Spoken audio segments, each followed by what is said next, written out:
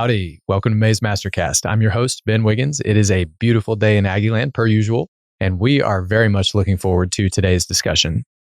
As well as being the CMO of Olara Inc., Jeswin Vennatt is an MD MBA candidate at Texas A&M University. He completed his undergrad in public health in 2020, also at A&M. Interesting time to be in public health, by the way. And then recently completed his MBA and is in his first year of medical school. He's interested in the intersection of all three of these things, public health, medicine, and business, in terms of how healthcare is delivered, the business decisions that drive it, and the far-reaching ramifications for the health of the general public. He also had some really nice things to say about us at the Mastercast, so thanks to him for watching, and thanks to you as well. Let's go. Welcome to the show, Jeswin. How you doing? Good. How are you? I'm doing well. Had a good weekend. It's a pleasure to have you here with us. Tell us about being the odd man out in earlier life. You've talked previously about how that's shaped your journey. Yeah. So, I was born in Saudi Arabia in the capital, Riyadh, and my family was working there at the time. And Saudi Arabia is a predominantly Islamic country, and I would say that they have a lot of pretty conservative regimes. And I grew up as a Catholic, so we weren't expected or allowed to practice, and so it was like practicing religion in secrecy kind of thing. And so the gravity of that is questionable, but as a kid, I didn't ask too many questions, so it wasn't too big of a deal. But in that way, it was kind of a minority because majority of my classmates were Islamic, and I was Catholic, and so that was like just something that like I kept to myself since my parents told me to. And then in India, right, which is my ethnicity and country of origin, right, where my parents grew up.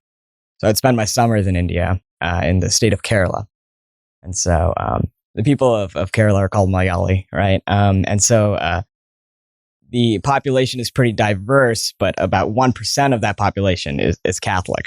And so even when I went home to summers in Kerala, although it wasn't as strict as Saudi Arabia, it certainly did feel like a minority because you would drive through the streets and you would just see a mix of cultures and religions. And so in that way, it was always kind of an odd man out kind of situation. Sure. And so at some point, I immigrated to America, to New Jersey, and so I was living around the Edison area, and so I was in Edison, New Jersey, and my folks were working there at the time. And in Edison, yet again, it was pretty much the only brown guy in our class, right? So I was the only Indian man in all of our classes, and so that was kind of like yet again, I always felt like I didn't exactly fit in. Mm-hmm. And so I always took that as unique opportunities, unique ways to just, kind of learn and put myself out there. So that was pretty interesting. Okay. You had speech difficulty in earlier life as well. Yeah. So, English wasn't my first language. And so when we immigrated to New Jersey, I was learning English along with everyone else. And so one of the things that I had a hard time with was the pronunciation of certain words. And so one of the words that I had a really hard time executing was, or letters per se, was S's and F's. So every time there was an S as a letter, I would say F, right? Okay. And so I recall a story where we were learning the Star Spangled Banner, right? The pinnacle of patriotism. And so here we are learning the Star Spangled Banner. And so all the kids, they go up and they recite the Star Spangled Banner. So, okay, my name is Jeswin. I'm going to recite the Star Spangled Banner, and then very off-key singing for the rest of the presentation. And here I am going up, and I'm like, hi, my name is Jeswin, and I'm going to sing the Star Spangled Banner. I was just having such a hard time with the S's to F's transition. Right. So I went to a couple of years of speech therapy, and not only did I learn how to properly say S, but I also just got rid of my accent and got a pretty American accent. And I think that played a pretty big role down the road when I did a lot more public speaking. Where do you think public speaking serves you best right now? I think public speaking has certainly changed for me over time. Before, it was always as a representative of either my school or organizations that I was part of. But now I think public speaking serves a more specific purpose of just advocating for myself and for healthcare. And so being in the field of medicine, working with a company like Olara, all of these things give me a platform to truly make a difference in people's lives. And public speaking is an avenue in which I could do that. One other thing I got to ask about. At some point, you became convinced that one of your relatives was a witch. Tell us about that. Yeah. So I think a good way to like start that story is probably just talking about a quote, right, by one of my favorite science fiction authors. It's Arthur C. Clarke, and he says that sufficiently advanced technology is indistinguishable from magic. And in this story, that's certainly the case. So I spent a lot of my summers in India as a kid, and one of the things that my grandma would do is she would ask for a glass of water. And so this was one of the first times that she had asked for this. I just assumed that she was going to drink a glass of water. But instead, what she proceeded to do was take out all of her teeth, right? She had dentures. So she took out her teeth and she put in the glass of water. And in my head, I was convinced. I was like, oh, my grandma's a witch, because the sufficiently advanced technology that is dentures, right? This medical innovation, to me, was just an old lady taking out all of her teeth. Right. So I was convinced she was a witch. And so there's tons of family pictures where I'm looking at my grandma, and my family's interpretation of this was, man, he just really loves grandma. But I was terrified. I was just convinced. I was convinced that she was a witch. And at some point, I came to the realization that, oh no, these are dentures. But it was just like, I was in too deep. At some point, I had realized and was like, all right, I'm just going to keep this quiet. And at some point in a family reunion, the story came up. And then, so you came to New Jersey. What brought you to Texas A&M? Yeah, so I came to A&M on a conditional acceptance to A&M's med school. It was a program called Partnership in Primary Care. And so the program's purpose and initiative was to increase primary care physicians in rural areas of Texas, which is a largely underserved profession. Yeah. And then, so you did your undergrad here, and then what made you decide to do an MBA? Because it seems like that doesn't. Yeah, so I've always been interested in the intersection of medicine and business. My dad's an entrepreneur. My mom is a nurse practitioner. And so I had an interest in both of those from a young age, but I didn't really know exactly how to merge those two. And so I'd been humoring the idea of an MBA, but I wasn't exactly sure how that would look like on paper and what that would look like at the end of the day. It's funny you mentioned that. So there was actually an episode on Mays MasterCast that kind of gave me a better idea and gave me a step into that direction of understanding what exactly that looked like. So you had a guest a while back, Ahad. Yeah. Yeah, and so Ahad was, in my eyes, like someone that very clearly bridged the gap between medicine and business.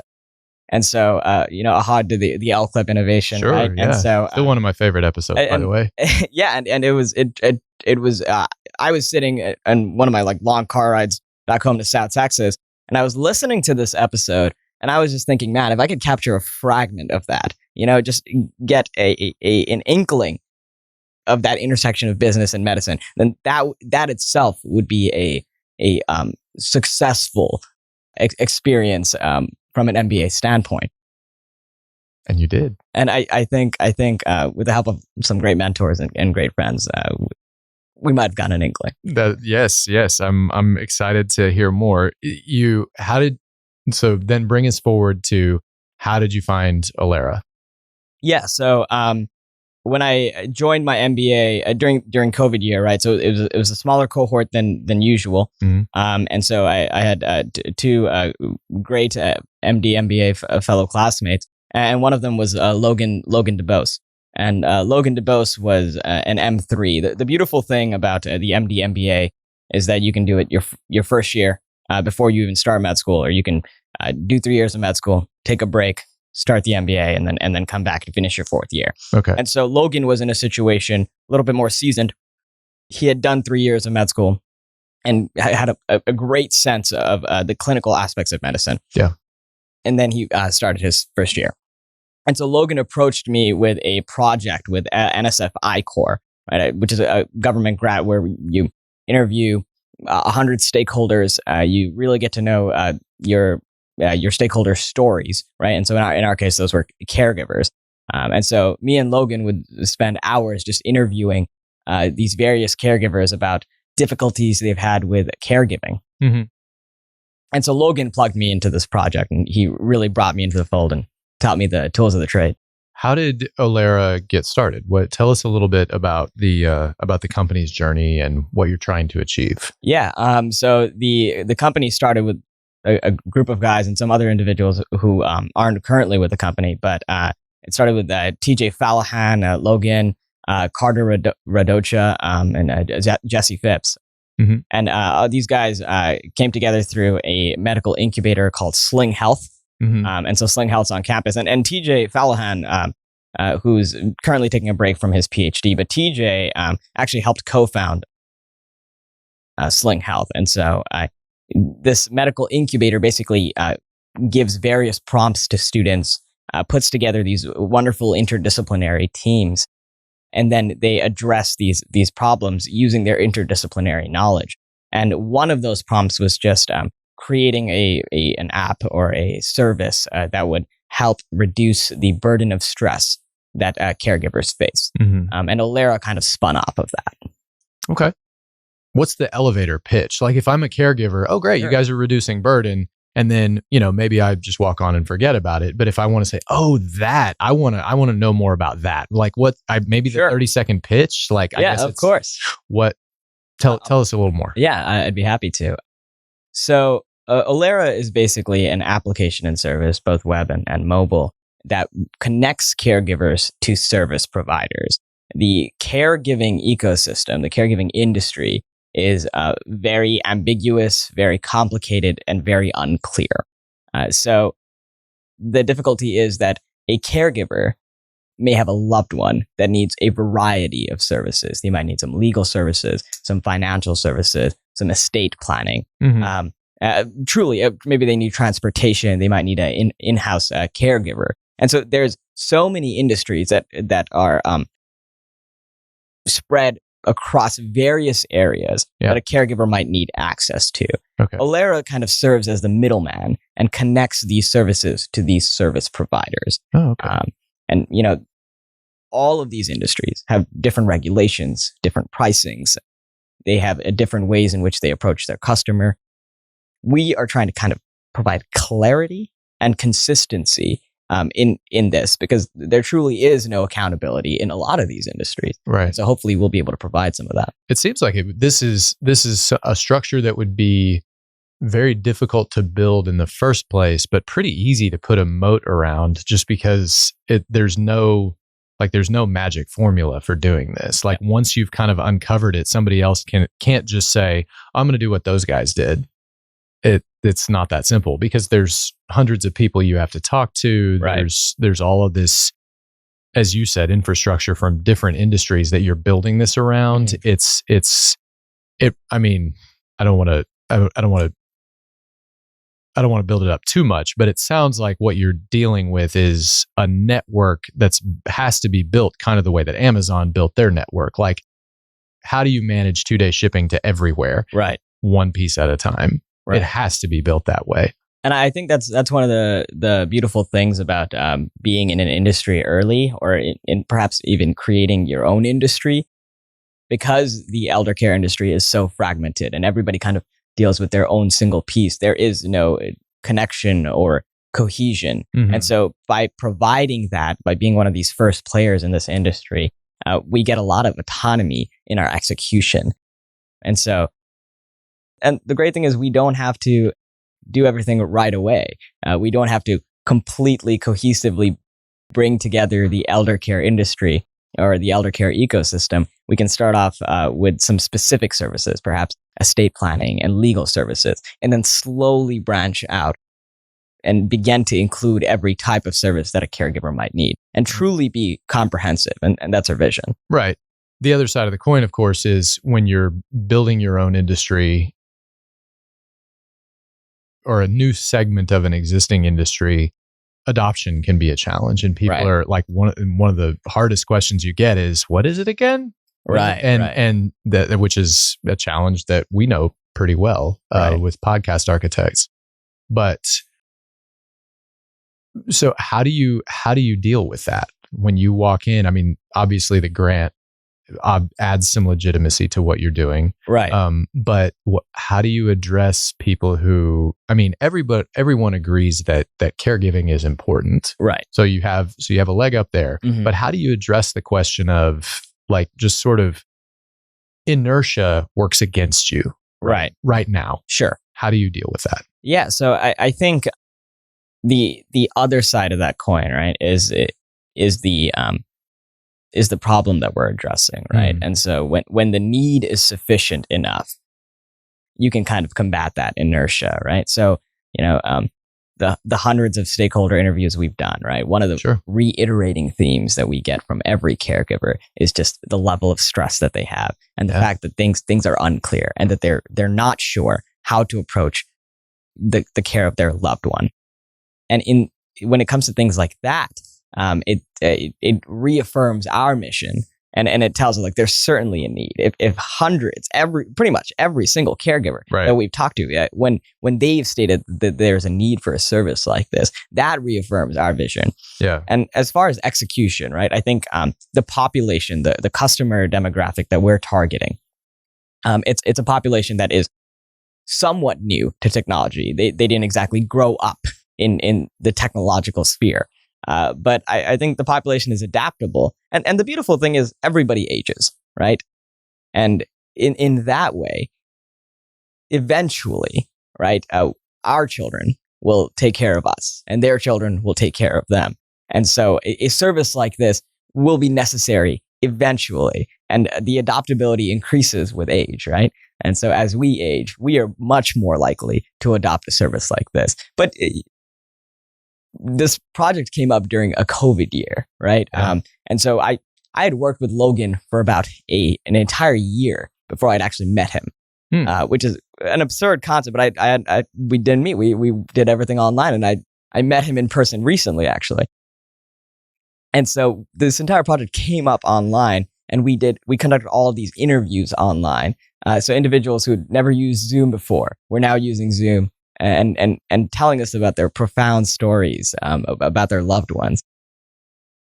Just seeing that come to fruition fills me with confidence in the likelihood of adoption. Yeah.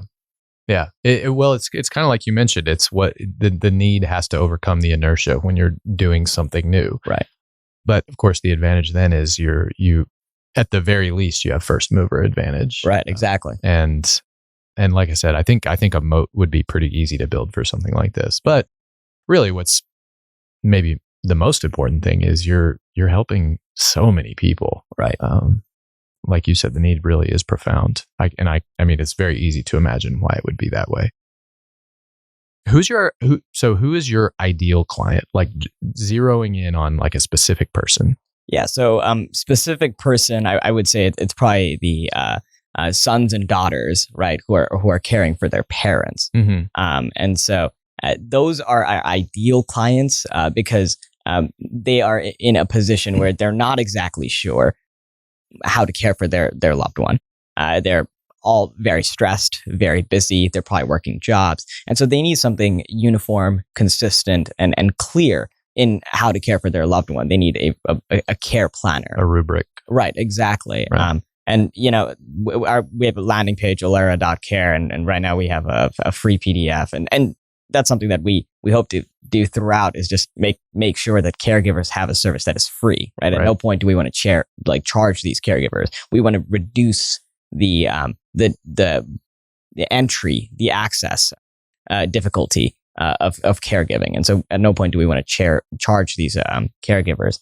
And so they need a rubric. They need an online care option platform that can streamline. Okay, these are the legal services I need. These are the transportation services I need. These are the assisted living services I need. And by having everything in one place, having reviews, what kind of payments they accept. And the thing is, it's personalized, right? So like every person has different needs. Some people might have this specific insurance. Some people might be paying out of pocket. Some people, price is not an issue. Others, price is tight, and so, or money is tight. And so they all need a personalized caregiving plan. So our ideal client would be the sons and daughters of those needing care, but really anyone who needs care would work. Long term, who pays for this? You mentioned that you don't ever want to charge people. And obviously there's some grant money right now. Would this get paid for at the federal level, at the state level? Like where does the money come from if the clients are not paying? Right. So the NIH grant that we got helps fund the initial phases of this project. Mm-hmm. But the revenue that we would generate is lead generation, right? So when we refer customers to an assisted living facility, or if we refer them to a transportation agency, they would give us a portion, right, of the revenue that they make off of that referral. Right. And there's plenty of that to go around. And some parts of the elder care industry are already doing something like this. So assisted living, nursing homes, these facilities are very used to that referral system. Transportation, third-party caregivers, or like in-home nursing aides.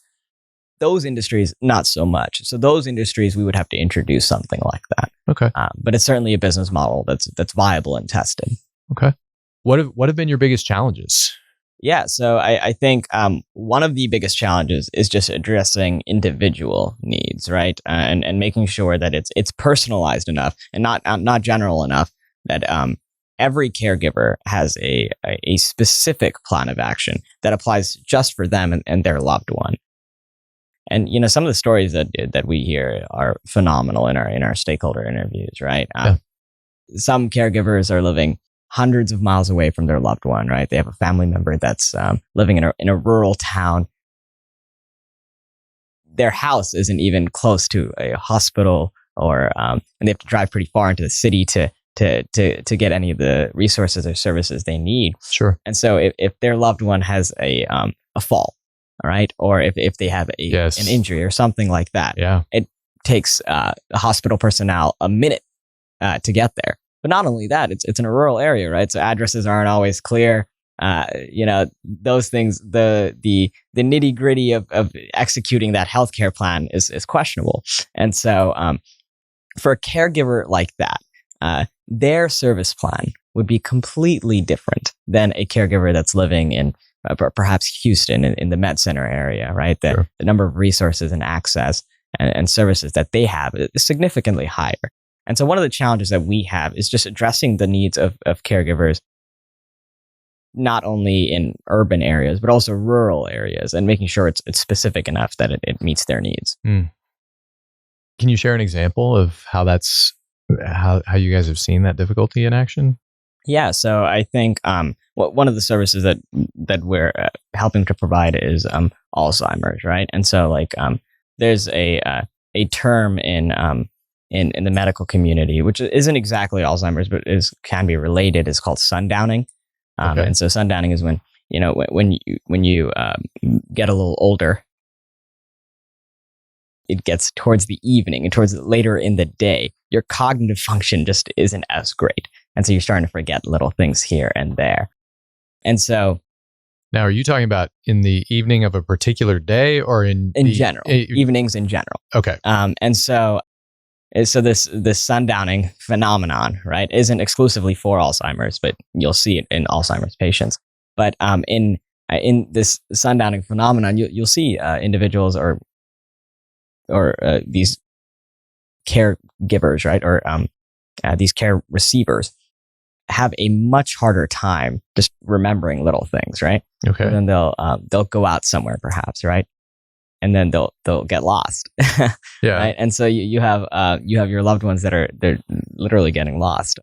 And so then that seems like kind of an absurd concept, but it's certainly reality. And then you wonder, right? Like the first instance of when something like that happens, right? So once you've identified that's happening, you can definitely take actions to prevent that. But the first instance in which that happens, when you get lost for the first time, it's definitely very scary. Sure. But then also from a caregiver standpoint, that's hard to deal with because you weren't expecting it. Right. And so, and that's a simple service, right? But there are preventative measures that you could do like that, right? By kind of gauging those things, and taking accurate family histories, and seeing predispositions for cognitive conditions. Okay. Yeah, there's so many facets to this. It feels like this is a world fraught with difficulty, but so much possibility as well. Yeah. Jess, thanks so much for joining us today. We really appreciate the work that you're doing and appreciate you taking the time to come and speak with us about it. Thanks for having me. Thanks for tuning in to today's episode. Our first takeaway today revolves around the multifaceted difficulty of caregiving. At some level, another person's life is in your hands when you're a caregiver. There's so many complications that creates, and especially as baby boomers continue aging into senior citizenship, a huge portion of our country's population and the world's population will have advancing needs in this area. I didn't really think about any of that until today, but it just creates so many problems and so many opportunities. For our second takeaway, the concept of need versus inertia in new industries or existing industries where new areas are being built up is something that really spoke to me. When the need is strong enough, it overcomes the status quo of not doing anything new. But the big question is how to make sure you're discovering all the most profound needs. You may have heard me recommend this book before, but The Mom Test by Rob Fitzpatrick is the best book I've read on customer discovery and market discovery. In fact, it's the only good book I've read on either customer discovery or market discovery. Every other book I've ever read on customer discovery, customer development, that sort of thing is basically just get out of the building and start getting information. And honestly, we need more detail than that. If you have any reading recommendations for us in this area or any other area, always feel free to send them to maysmastercast@gmail.com. For our final takeaway today, Jess mentioned the difficulty of dealing with sundowning and the idea that cognitive challenges tend to increase over the course of the day, i.e. they're more serious in the evening. So here's the way my crazy mind works. It got me thinking about napping. When you think about it, the primary difference between morning and evening is how recently you've slept. So how much difference does napping make to a senior person? How much difference does it make to the rest of us? Everyone agrees sleep is important, and early research indicates napping is more helpful than just sleeping a big block at night. So what's the optimum way to sleep? I don't know. Again, if you have any recommendations for how we can learn more about this, feel free to send them to maysmastercast@gmail.com. And now let's close with a quote, not from Naval Ravikant today. I'm fighting to the end in a battle that cannot be won. I'm fighting to the end in a battle that I knew could not be won before it even began. I have done this not because I am brave or because I'm foolish, but because it was the only thing to do. If we give up on the doomed, we give up on ourselves. Dan Abnett, as quoted by John David Stubbs. I'm Ben Wiggins for Mays Business School. Thanks for watching. Thank you for watching. We appreciate your support. Drop us a like below and feel free to leave a comment if you wish. We appreciate positivity and constructive feedback. Don't forget to subscribe to stay up to date on our latest episodes and bonus content. You can also take us on the road using your favorite podcast listening app. We have those linked below.